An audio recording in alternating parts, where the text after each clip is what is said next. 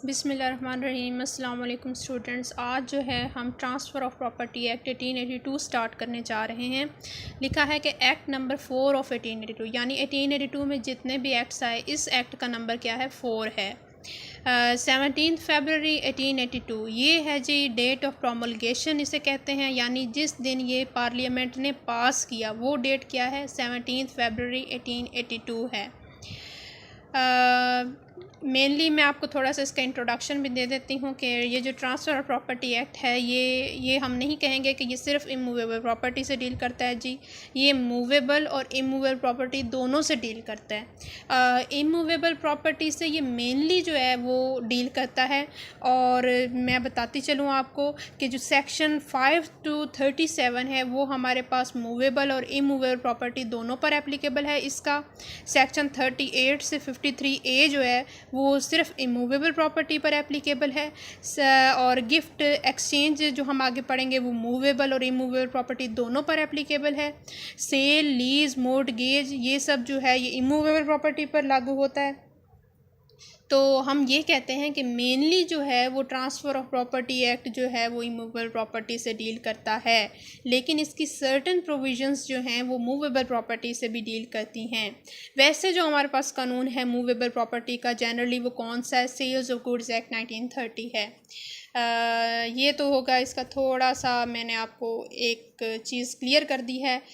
ये आपने नहीं दिमाग में रखना कि ये जो है इमूवेबल प्रॉपर्टी ही हम से ही ये एक्ट डील करता है। आगे हम पढ़ते हैं इसका प्रियम्बल जो होता है वो हमें बेसिक प्रिंसिपल बताता है लॉ का, कि इसका मकसद क्या है, पर्पस बताता है। यानी जो भी हम कानून पढ़ते हैं ना, प्रियम्बल जो है उस कानून का मकसद हमें बताता है, उसका पर्पस बताता है, उसका बेसिक प्रिंसिपल बताता है। लिखा है कि an act to amend the law relating to the transfer of property by act of parties, यानी ये जो है एक्ट जो है वो अमेंड करता है law relating to the transfer of property by act of parties. देखें, एक्ट और लॉ में थोड़ा डिफरेंस होता है। लॉ जो होता है उसमें से जब हम सर्टन प्रोविजंस, नेसेसरी प्रोविजंस किसी कंट्री के लिए उठा लेते हैं, जैसे अपनी कंट्री के लिए हमने इन प्रोविजंस को उठाया जो हम आगे पढ़ने जा रहे हैं, तो इसको हम कहेंगे, और ये पास जब हो जाएगा पार्लियामेंट से तब उसको हम कहते हैं एक्ट, ठीक है। और लॉ मतलब सारा कानून, ठीक है, लेकिन उसमें से जब नेसेसरी प्रोविजन से किसी कंट्री के लिए उठाई जाती है और उनको pass by the parliament of that country किया जाता है तो वो कहलाता है जी एक्ट, ठीक हो गया। प्रियम्बल पढ़ते हैं, whereas it is expedient to define and amend. ये दोनों लफ्ज़ बहुत इंपॉर्टेंट है, अंडरलाइन कर लें, define and amend certain parts of the law relating to the transfer of property by act of parties it is hereby enacted as follows. यानी इस कानून का मकसद क्या है, डिफ़ाइन करना और अमेंड करना कुछ पार्ट जो हैं लॉ के relating to the transfer of property by act of parties. अब मैं आपको बता दूं एक्ट ऑफ पार्टीज़ क्या चीज़ है। आप अपने दिमाग में ज़रा सोचें कि प्रॉपर्टी किस तरीके से ट्रांसफ़र हो सकती है, क्या क्या तरीके हैं प्रॉपर्टी को ट्रांसफ़र करने के लिए। मेरे दिमाग में क्या आ रहा है मैं वो आपको बताती हूँ। सेल से भी हो सकती है ट्रांसफ़र प्रॉपर्टी एक बंदे से दूसरे को, गिफ्ट से हो सकती है, एक्सचेंज से भी हो सकती है, लीज से भी हो सकती है, मोर्टगेज से भी हो सकती है, और क्या विल से भी हो सकती है, इनहेरिटेंस से भी हो सकती है, कोर्ट ऑर्डर दे तब भी एक बंदे को दूसरे को ट्रांसफ़र करनी पड़ती है प्रॉपर्टी। तो ये तो सारे तरीके हो गए जिनसे जो है प्रॉपर्टी ट्रांसफ़र हो जाती है। अब जो मैंने आपको पहले तरीके बताए हैं, सेल, गिफ्ट, एक्सचेंज, लीज और मोर्टगेज, ये बाय एक्ट ऑफ पार्टीज़ हैं। लेकिन जो मैंने लास्ट में आपको बताया है, विल, इनहेरिटेंस, कोर्ट ऑर्डर, ये बाय ऑपरेशन ऑफ लॉ है, ठीक है। यहाँ पे लॉ ऑपरेशन में आ रहा है, ठीक है ना। लॉ ऑपरेट कर रहा है कि आप कुछ नहीं कर रहे बल्कि लॉ ने आपको खुद ही वो हो रहा है। जैसे विल है, विल का एक कानून है हमारे पास, तो उसके मुताबिक जो है प्रॉपर्टी ट्रांसफ़र हो जाती है। तो इसमें आपको कोई एक्ट करने की ज़रूरत नहीं है। लेकिन अगर आप सेल हैं तो आप खुद से क्या करते हैं, अपना घर उठाते हैं, या जो भी है उठाते, सॉरी मतलब आप जो है अपना घर जो है वो दूसरे को अगर बेचना चाह रहे हैं तो क्या करेंगे, उसको सेल करेंगे। ये आपका अपना एक्ट है, ठीक है। ऑफ़र एक्सेप्टेंस होगी, कॉन्ट्रैक्ट एक्ट में हम ये सारी चीज़ें पढ़ के आए हैं। तो ये तो हो गया, मैंने आपको बता दिया कि एक्ट ऑफ पार्टीज़ क्या हैं। तो एक्ट जब आप खुद से एक्ट करते हैं, और ये जो ट्रांसफ़र होता है ये बिटवीन लिविंग पर्सनस होता है, एक लिविंग पर्सन दूसरे लिविंग पर्सन को ट्रांसफ़र करता है।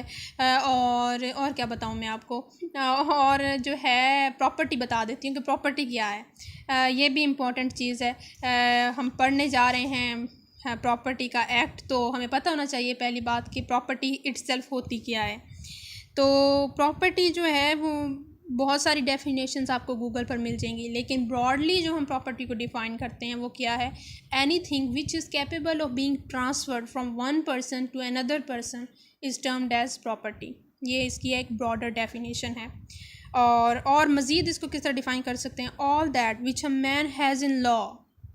जो लॉ आपको देता है ना वो भी प्रॉपर्टी है, मतलब आपको सर्टन राइट्स लॉ ने दे दिए हैं किसी चीज़ पर कि आप उसको ट्रांसफ़र कर सकते हैं, आप उसको डिस्पोज ऑफ कर सकते हैं, उसको यूज़ कर सकते हैं, वो चीज़ आपकी है, कानून ने आपको दे दी है। तो जहाँ पे भी जो भी कंट्री में है उस कंट्री के कानून ने आपको वो राइट्स दे दी हैं, तो वो क्या है, वो आपकी प्रॉपर्टी है।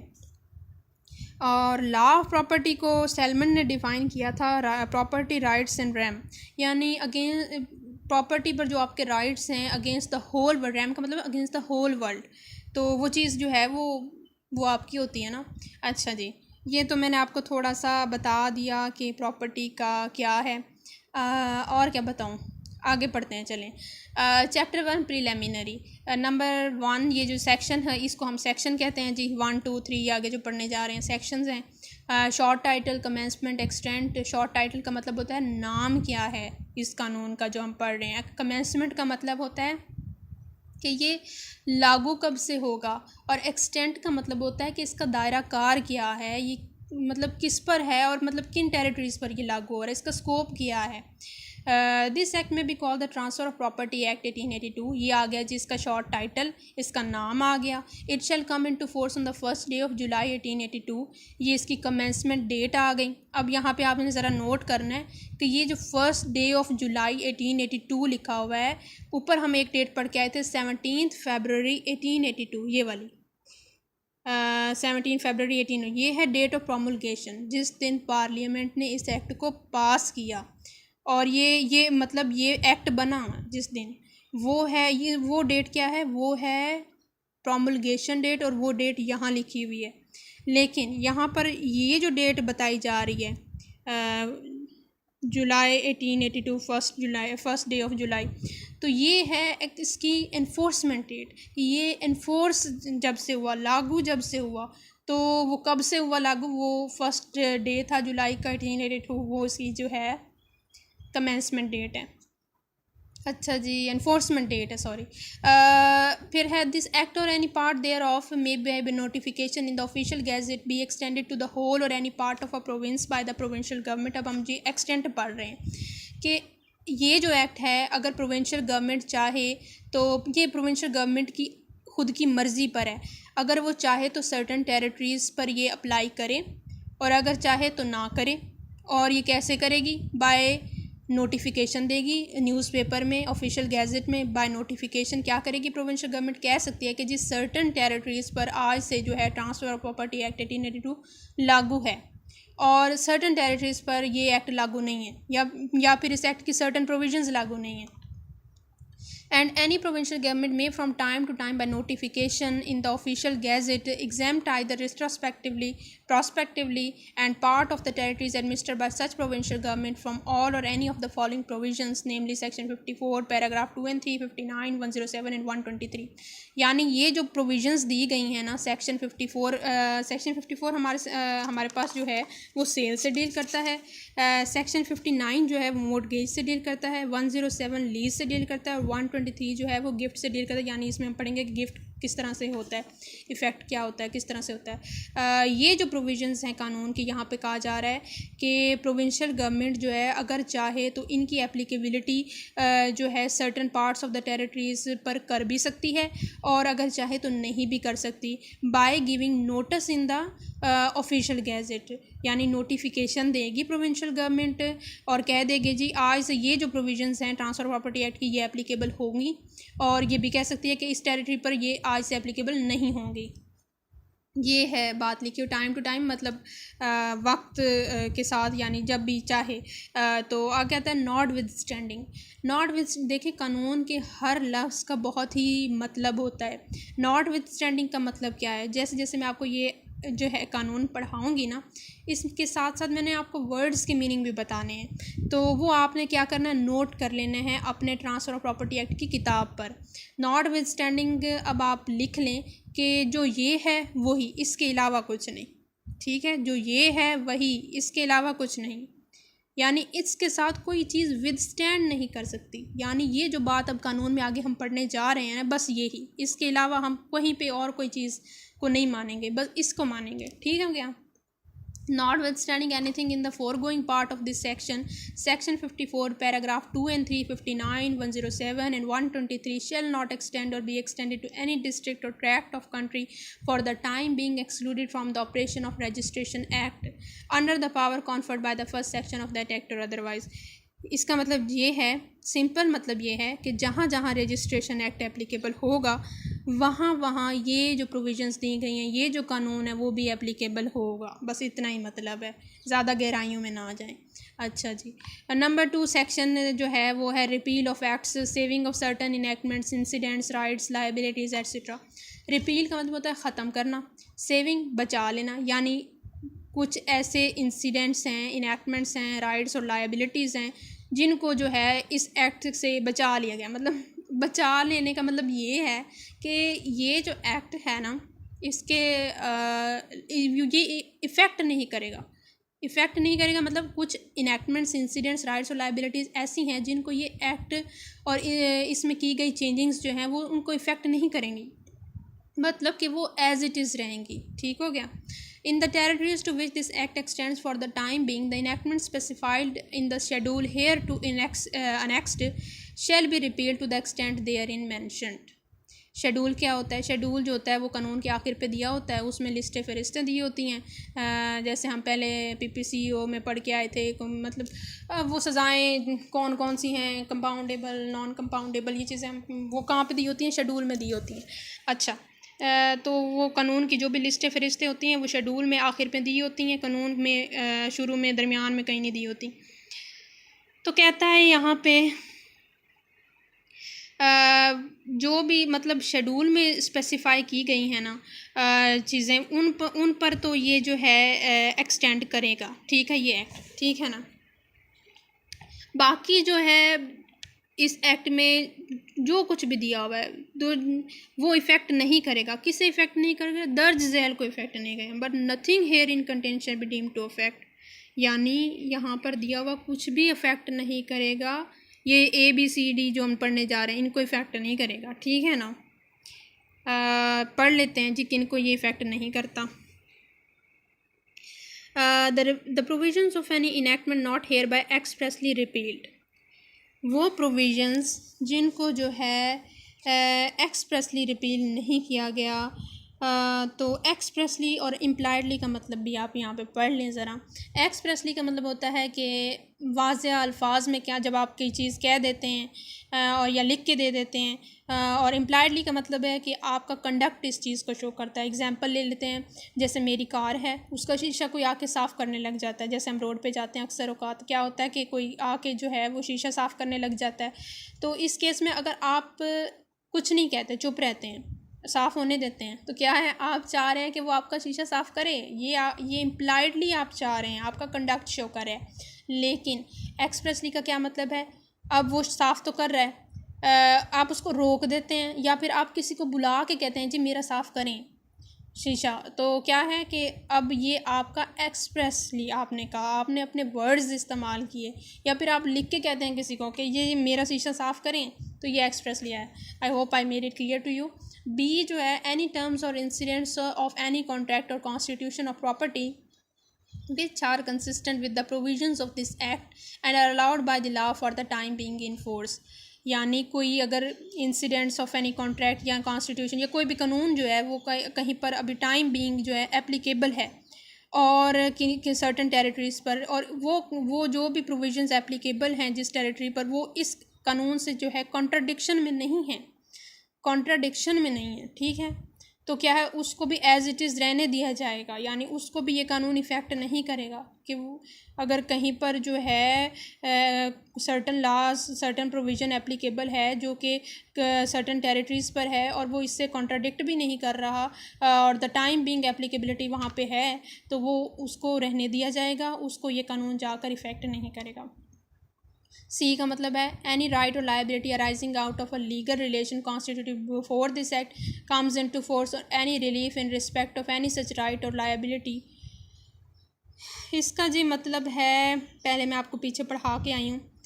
रेट्रोस्पेक्टिव का क्या मतलब होता है, प्रोस्पेक्टिव का मतलब क्या होता है, फिर से बता देती हूँ। प्रोस्पेक्टिव का मतलब होता है कि फ्यूचर से इस कानून का जो है वो लागू होगा, यानी आज अगर कानून आया है ना तो इसकी फ़र्दर एप्लीकेबिलिटी होगी, ठीक है।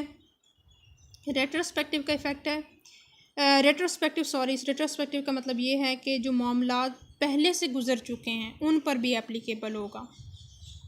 समझ आ रही है आपको कि प्रोस्पेक्टिव फ्यूचर एप्लीकेशन, रेट्रोस्पेक्टिव साबका जो मामला गुज़र चुके हैं उन पर भी एप्लीकेबल होगा। अच्छा, यहाँ पे लिखा हुआ है any right or liability arising out of a legal relation constituted before this act, यानी नो रेट्रोस्पेक्टिव इफेक्ट, इसका कोई रेट्रोस्पेक्टिव इफेक्ट नहीं होगा। देखें जी, कानून में बहुत सारी गलतियां हैं, यहाँ पर भी एक छोटी सी गलती की हुई है। समझने वाले समझ जाएंगे, नहीं समझने वाले नहीं समझेंगे, पर नहीं जो समझते उनको मैं बता देती हूँ। गलती क्या है कि पीछे हम पढ़ के आए थे कि प्रोविंशियल गवर्नमेंट चाहे तो इसको रेट्रोस्पेक्टिव इफेक्ट दे, चाहे तो प्रोस्पेक्टिव इफेक्ट दे, यानी चाहे तो इस कानून को जो है आज से लागू करे, फर्दर इसकी एप्लीकेबिलिटी हो जाए। आज अगर कानून आया तो आइंदा के बाद जो मामले आएंगे प्रोस्पेक्टिव इफेक्ट यानी फ्यूचर एप्लीकेशन करे, फ्यूचर मामलात पर इसकी एप्लीकेबिलिटी करे, और चाहे तो न्यूज़पेपर में नोटिफिकेशन दे के क्या करे, जो साबका मामला गुजर चुके हैं उन पर भी अप्लाई कर दे। ये चीज़ हम पढ़ के आए हैं ना, जी हाँ बिल्कुल पढ़ के आए हैं। अपना शॉर्ट टाइटल वाला सेक्शन पहला निकाल के देख लीजिएगा। तो यहाँ पे लिखा हुआ है कि यहाँ पे अब ये कॉन्ट्रडिक्शन आ रही है सेक्शन 2 के क्लास सी में। अब हम क्या पढ़ रहे हैं कि ये जो है ये इफ़ेक्ट नहीं करेगा साबका मामलात को, यानी नो रेट्रोस्पेक्टिव इफ़ेक्ट। जबकि पीछे क्या पढ़ के आए हैं, प्रोविंशियल गवर्नमेंट चाहे तो रेट्रोस्पेक्टिव इफेक्ट दे, चाहे तो प्रोस्पेक्टिव इफेक्ट दे। तो ये जो सर्टन गलतियां हैं ये हैं कानून में, ये आगे जहाँ जहाँ गलतियाँ आएंगी वो भी मैं इंशाल्लाह आपको बताती जाऊँगी। आगे जो है वो डी क्लॉज है, save as provided by section 57 and chapter 4 of this act, any transfer by operation of law or by or in execution of a decree or order of a court of a competent jurisdiction, and nothing in the second chapter of this act shall be deemed to affect any rule of Muslim law. पहले तो नीचे वाली line बता देती हूँ आपको, important है। यानी इस एक्ट के सेकंड चैप्टर में जो कुछ भी दिया हुआ है ना वो इफ़ेक्ट नहीं करेगा किसको, मुस्लिम लॉ को, मुस्लिम लॉ की प्रोविजंस को इफ़ेक्ट नहीं करेगा। इसकी एग्जांपल भी देती हूँ मैं आपको। आगे जाके आप सेक्शन 14 निकाल लीजिएगा, परपेचुटी वाला है, और हमारे पास मुस्लिम लॉ में वक्फ अल औलाद दिया हुआ है। तो अब इन दोनों में कॉन्ट्राडिक्शन आ जाती है, तो अब कौन सा प्रिवेल करेगा, वक्फ अल औलाद प्रिवेल करेगा, क्योंकि मुस्लिम लॉ को ये इफ़ेक्ट नहीं करेगा जाके, ठीक है ना। ये बात यहाँ पे लिखी हुई है, वो चीज़ प्रिवेल करेगी जो मुस्लिम लॉ में दी हुई है। ये तो इस लाइन का मतलब हो गया।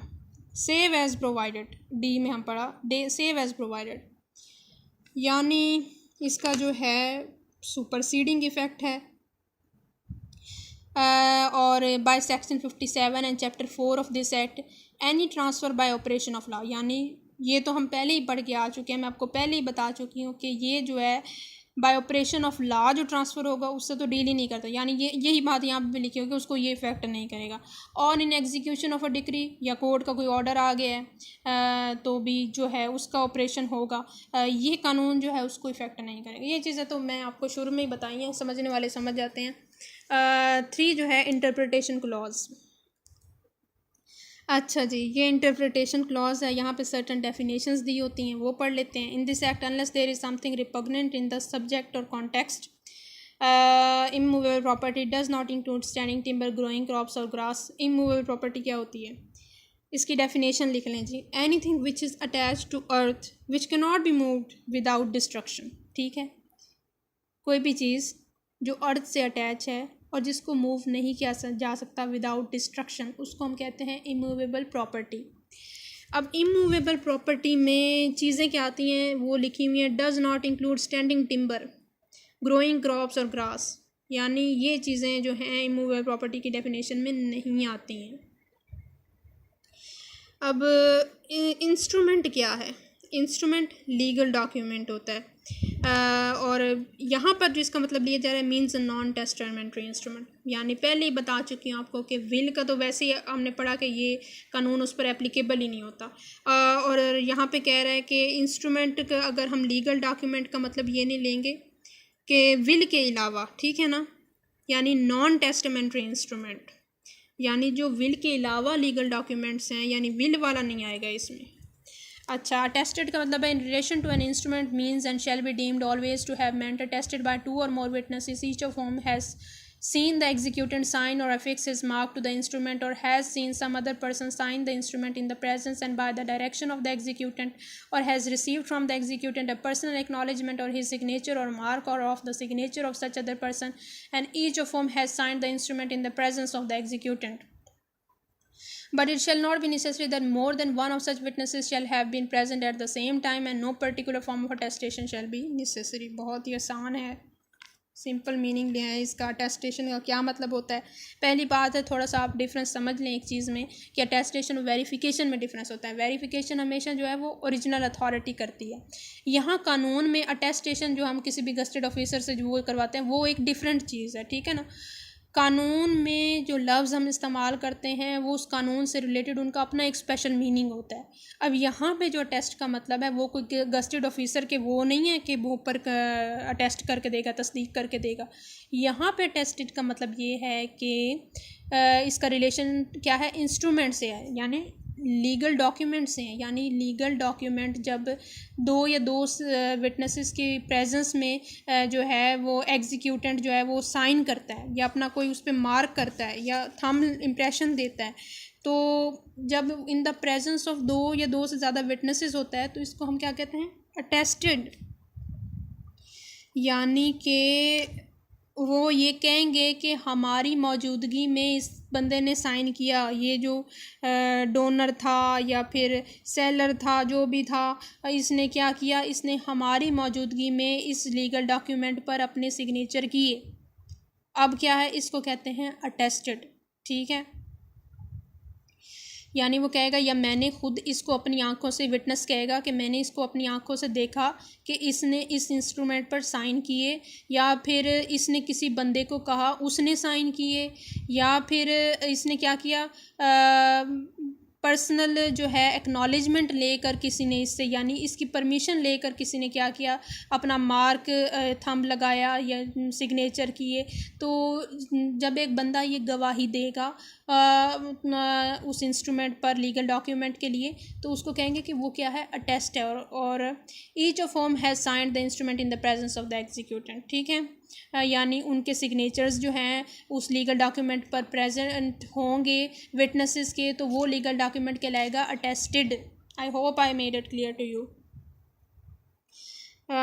But it shall not be necessary that more than one of such witnesses shall have been present at the same time. अच्छा, ये इसका मतलब ये है कि ज़रूरी नहीं है कि दोनों विटनेसेस एक ही वक्त पे मौजूद हों।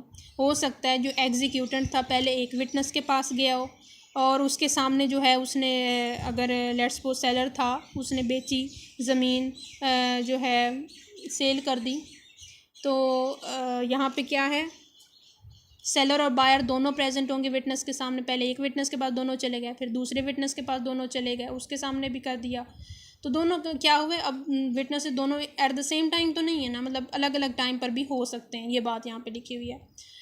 Registered means registered in a province under the law for the time being in force regulating the registration of documents. Registered का सिंपल मीनिंग ये है कि रजिस्ट्रार के सामने जो है जब चीज़ कोई रजिस्टर्ड होती है उसको हम कहते हैं कि ये क्या है, ये रजिस्टर्ड है।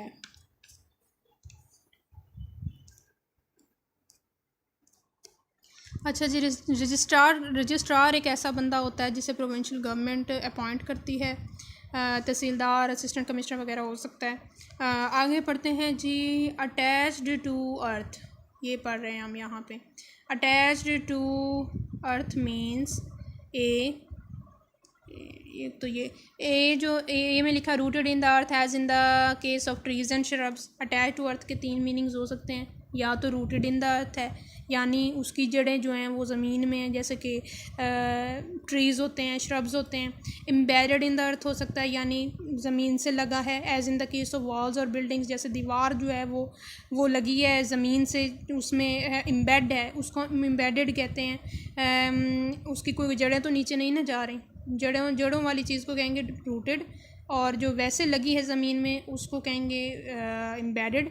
और attach to what is so embedded for the permanent beneficial enjoyment of what to which it is attach. Attach to what is so embedded का मतलब ये है कि एम्बेड जो चीज़ हुई है, जैसे हमने ऊपर पढ़ा दीवार जो है वो ज़मीन में क्या है, एम्बेडेड है।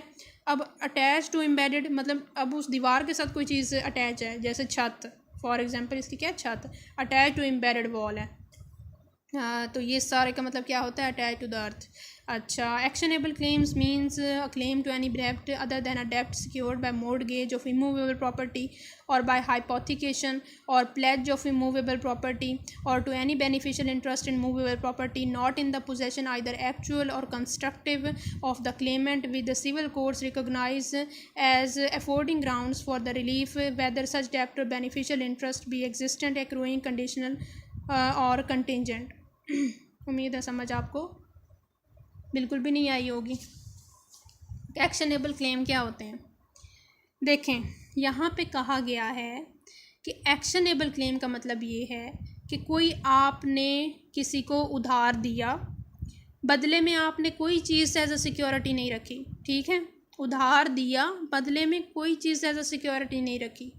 अब आप उससे वापस उधार, आपकी डेट आ गई, आपको उधार नहीं दे रहा वो, तो अब आप क्या करेंगे, अब आपके पास एक्शनेबल क्लेम आ गया है। अब आप कोर्ट में, आपके पास एक अफोर्डिंग ग्राउंड आ गया है, आप कोर्ट में जाके कहेंगे जी मेरा डेप्ट मुझे वापस किया जाए, मुझे लेकर दिया जाए। ये क्या है, ये आपका एक्शनेबल क्लेम है। ये तो मैंने आपको एक एग्जांपल दी है एक्शनेबल क्लेम की। यहाँ पे जो लिखा हुआ है ना, कहा गया है कि एक्शनेबल क्लेम में मोर्टगेज ऑफ इमूवेबल प्रॉपर्टी, अगर आपने मोर्टगेज मतलब है आपने कोई इमूवेबल प्रॉपर्टी के कागजात रखे हुए थे अपने पास एज अ सिक्योरिटी, तो वो एक्शनेबल क्लेम नहीं होगा।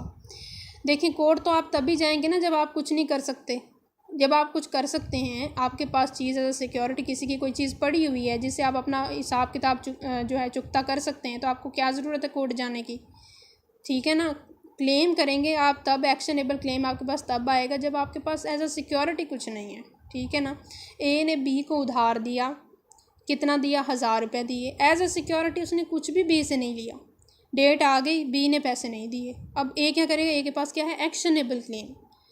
लेकिन जहाँ पे सिक्योरिटी आ जाती है, ये बात यहाँ पे लिखी हुई है कि फॉर एग्जांपल ये जो हाइपोथिकेशन लिखा हुआ है ना, ये भी प्लेज की किस्म होती है। प्लेज जो होता है वो मूवेबल प्रॉपर्टी का होता है, यानी किसी ने आपके पास मूवेबल प्रॉपर्टी जो है रखी और उसके लिए जो है कुछ आपसे पैसे ले लिए, उधार ले लिया, तो क्या हो गया, वो हो गया प्लेज हो गया, यानी कुछ प्रॉपर्टी मूवेबल रख के जो पैसे लेते हैं वो प्लेज होता है।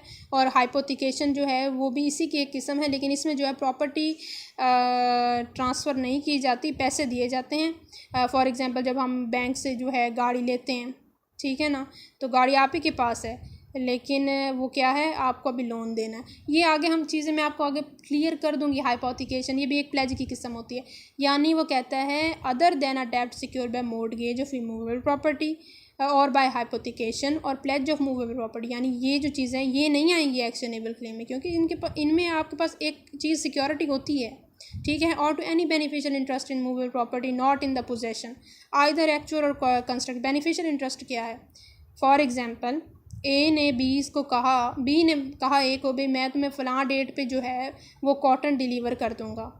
अब ए का क्या है, अब ए का उस चीज़ में बेनिफिशियल इंटरेस्ट है, ठीक है ना, वो अब इंतज़ार में है कि उस डेट को इसने मुझे चीज़ ट्रांसफ़र करनी है, ठीक है ना। वो तो उस चीज़ पे रिलाई कर रहा है, हो सकता है उसने किसी और को भी ऑर्डर दे दिया हो, अब उसका यहाँ पे क्या है, बेनिफिशियल इंटरेस्ट है, इसको कहते हैं बेनिफिशियल इंटरेस्ट। मूवेबल प्रॉपर्टी में। तो ये हो सकता है, इसमें ये इंक्लूडेड एक्शनेबल क्लेम में beneficial interest in movable property. यानी यहाँ पे अब आपके पास एज ए सिक्योरिटी तो कुछ नहीं है ना, लेकिन जहाँ पे आपके पास कोई चीज़ सिक्योरिटी आ जाती है वो एक्शनेबल क्लेम नहीं रहता। ये चीज़ आपने ध्यान में रखनी है। और एक्शनेबल क्लेम जो है वो सर्टन केसेस में ट्रांसफ़र होता है, सर्टन केसेस में नहीं भी होता ट्रांसफ़र। इसकी भी एग्जांपल आपको दे देती हूँ। फॉर एग्जांपल, आपने जो है आपका टेनेंट था, घर आपने किराए पे दिया हुआ था, टेनेंट ने पैसे देने हैं आपको, ये आपके पास सिक्योरिटी कुछ नहीं है, तो ये भी आपका एक एक्शनेबल क्लेम है। अब ये आपका एक्शनेबल क्लेम है, ठीक है ना, कि आपने टेनेंट से पैसे ले सकते हैं, कोर्ट में जाके कह सकते हैं जी मुझे पैसे दे, ये मेरा रेंट दे। अब इसको आप ट्रांसफ़र ऐसे नहीं कर सकते कि आप किसी को कहें भाई मैंने तुम्हारे उधार देना था, ये मेरा ये टेनेंट है, इससे तुम ले लो, मैं अपना एक्शनेबल क्लेम तुम्हें ट्रांसफ़र करता हूँ। ये नहीं होगा, इस तरह एक्शनेबल क्लेम ट्रांसफ़र नहीं होगा। लेकिन एक्शनेबल क्लेम ट्रांसफ़र हो जाएगा। कैसे हो जाएगा? अगर वो अपना घर ही उस दूसरे बंदे को बेच देता है, ठीक है, बी को कहा ना ए ने कि तुम जो है ये मेरा घर ख़रीद लो, टेनेंट जो रह रहा है उसको रहने दो, उसका जो भी होगा रेंट वो तुम ले लेना, ठीक हो गया। अब इस केस में क्या है, अब एक्शनेबल क्लेम भी ट्रांसफ़र हो गया, यानी उस टेनेंट से जो पैसे लेने का हक है वो भी चला गया है, उसका एक्शनेबल क्लेम भी बी को ट्रांसफ़र हो गया है। लेकिन अगर सिर्फ वो कहेगा ना कि ये इससे उधार तुम अपना चुकता कर लो, तो वो नहीं होगा, ठीक है। सर्टन केसेस में होता है ट्रांसफ़र एक्शनेबल क्लेम और सर्टन केसेस में नहीं होता, ये भी चीज़ आपने ध्यान में रखनी है। और एक्शनेबल क्लेम तब होता है जब आपने कोई भी चीज़ एज सिक्योरिटी अपने पास नहीं रखी हुई। इसमें जो है प्लेज, हाइपोथिकेशन और मॉर्गेज जो मूवेबल प्रॉपर्टी से जो आप डेब्ट सिक्योर करते हैं वो चीज़ें इसमें नहीं आती। और ये चीज़ें मैंने आपको बता दी, सारी एक्सप्लेन कर दी हैं। आपके पास एक अफोर्डिंग ग्राउंड आ जाता है फॉर रिलीफ, आप सिविल कोर्ट में जाके कह सकते हैं। एग्जांपल भी मैंने दे दी, ए ने बी को पैसे दिए 1000 रुपये, तो अब एक बी टाइम पे पैसे नहीं देता, ए के पास क्या है, एक्शनेबल क्लेम आ गया। आगे है अ पर्सन। अब नोटिस की बात हो रही जी, नोटिस बहुत इंपॉर्टेंट चीज़ है, ठीक है ना। इस पर मेरा एक पूरा लेक्चर है नोटिस पर, मैंने खुद एक असाइनमेंट बनाई थी जब मैं स्टूडेंट लाइफ में, तो जो है वो बनी हुई है, ठीक है, असाइनमेंट, वो मैंने उसका लेक्चर अपलोड किया था और वो आप सुन लीजिएगा। A person is said to have notice of fact when he actually knows that fact. अब नोटिस का मतलब क्या है कि बंदे को नोटिस है। इसका क्या मतलब है कि जब उसको कोई चीज़ पता है, ठीक है, or when but for wilful abstention from an inquiry or search which he ought to have made or gross negligence he would have known it. यानी यहाँ पे 3 चीज़ें बताई जा रही हैं। एक तो उस बंदे को पता है, यानी उसने न्यूज़पेपर में पढ़ लिया या किसी ने उसे आके बता दिया, ये उसको क्या है, उसको अब जानकारी, मतलब उसको एक क्या हो कि नॉलेज हो गई है, ठीक है ना, ये इसको नोटिस कहेंगे। या फिर उसके घर फॉर एग्जांपल लैंडलॉर्ड था, उसने कोई लेटर भेजा, ठीक है, अब वो लेटर उस टेनेंट ने पढ़ा ही नहीं, ठीक है, वो अब यहाँ पे क्या है, विलफुल एब्सटेंशन, वो पढ़ना ही नहीं चाह रहा, वो सोच रहा होगा कि हाय कोई किराया ना बढ़ा दिया हो, तो ये क्या है, विलफुल एब्सटेंशन। इस केस में भी कोर्ट ये मान कर चलेगी कि उसको क्या हो गया, उसको नोटिस हो गया। यानी विलफुल एब्सटेंशन आप करेंगे तब भी यही समझा जाएगा कि आपने कहा नोटिस पहुंच गया। नोटिस बहुत ही इंपॉर्टेंट चीज़ है प्रॉपर्टी एक्ट में, और वैसे भी बहुत चीज़, इसमें तो आप पूरा केस ही पलट जाता है। यानी अगर किसी को नोटिस है, या आगे चीज़ें आप पढ़ेंगे आपको खुद ही रियलाइज़ हो जाएगा कि नोटिस कितना इंपॉर्टेंट है। इस पर मेरा पूरा लेक्चर है, वो आप सुने।